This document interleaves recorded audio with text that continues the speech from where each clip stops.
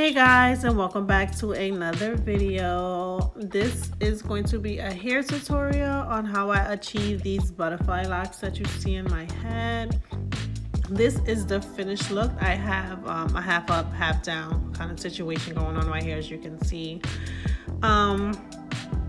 The hair that I used came with 6 packs and I used about 5.5, and this is the fullness of it. Stay tuned for details on the hair and how I achieved this look.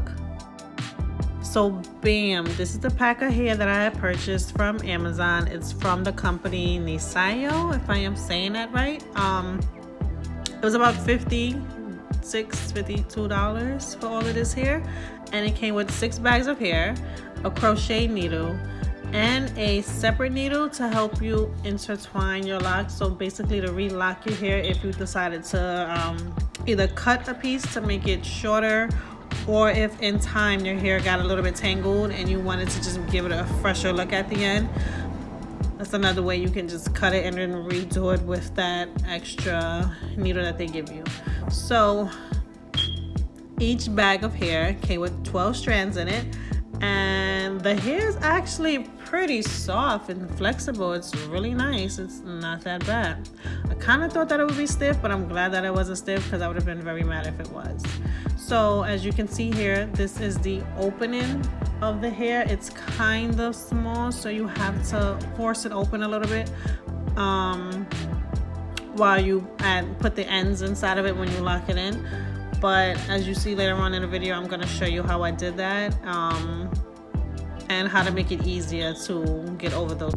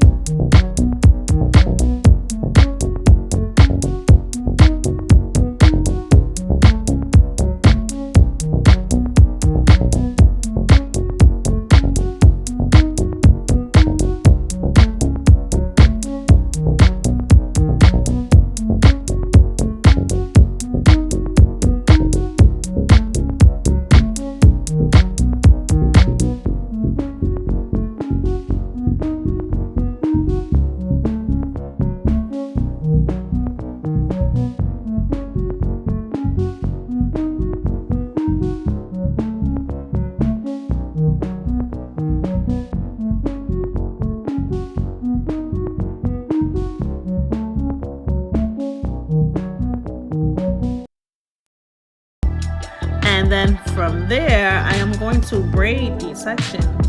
But as I braid the first braid, when I'm done with that, I'm going to add that into the second braid. So this is basically for those who don't know how to cornrow. And this also is going to give it a look like I have single butterfly locks in my hair instead of me doing the crochet method. So I try to hold my hair in a way where the hair is either straight up or I'm pulling the braid backwards so that it's not putting too much tension on my edges and my hair, because that braid is going to be pulled back into the second braid. So as you do your first braid, you section your hair in 3 and you braid it. As you do your second braid, you only section it in 2 because you're going to take that braid that you previously did and add it into that section, right? And then those 2 pieces that you did is going to be added to a cornrow in the back, which you will see later on. But this is the method I did through the whole front of my hair except for my middle part. I braided a section of 3 and I left it like that and just added in the butterfly locks that way, so that I can like throw them from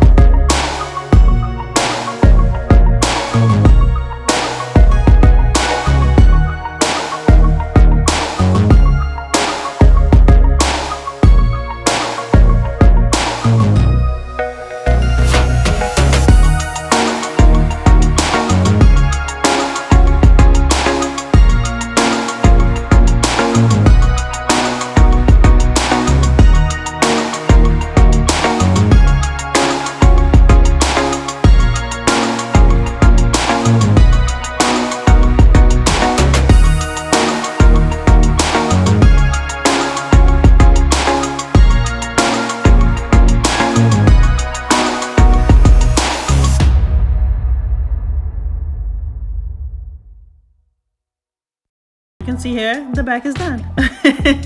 So I am starting to add the locks into my hair, and it was kind of hard to do that very first one. I don't know, but maybe because I didn't open up the section enough so that I can slide it into it. But let me continue and add the rest of these locks. But as you can see, they are all the same length, which I am going to say was 14 inches or 12. Please don't quote me.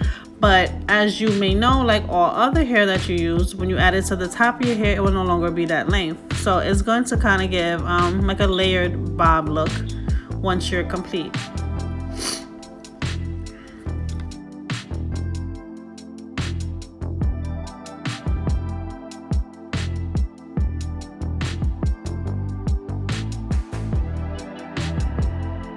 I am so gonna apologize in advance because I see already now my hands is like totally in the way, but this is just me trying to slide the end of this butterfly lock through the opening that's provided. So what I did was kind of yank the hole open just a little bit wider so that it's easy to pull those little single curls through, because if you are shoving that butterfly lock through the hole, you are just going to mess up the pattern that was already done, and the hair may slide up and down and it just may not look the same altogether. So be very careful and make that hole opening just a little bit bigger. So here's another angle of me adding in another lock. You can see the parts that I was talking about, I was telling you guys about, to make it look like there are single locks in my head. I am trying to just like open up the hole once again a little bit wider and slide the lock through. I see at this point that once I really like forced that hole open up a little bit more, it became faster for me to do. I can't give you a time frame on how long it took me to do this style because I kept stopping to do other things. But once you have your hair comb rolled in, the base, you know, ready to go, I want to say it took about 30 to 45 minutes to do, like, or it can do that can be the time for you if you don't stop like I did. Don't come at me, I know my cornrows in the back was looking a little bit crazy, but this was a temporary style. I'm not trying to keep the style in for months on end. I'm going on vacation and I just wanted something to get my hair wet basically.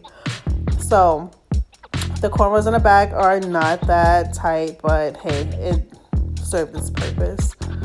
And the hair that I add into it is just gonna cover the mess that is the back of my hair.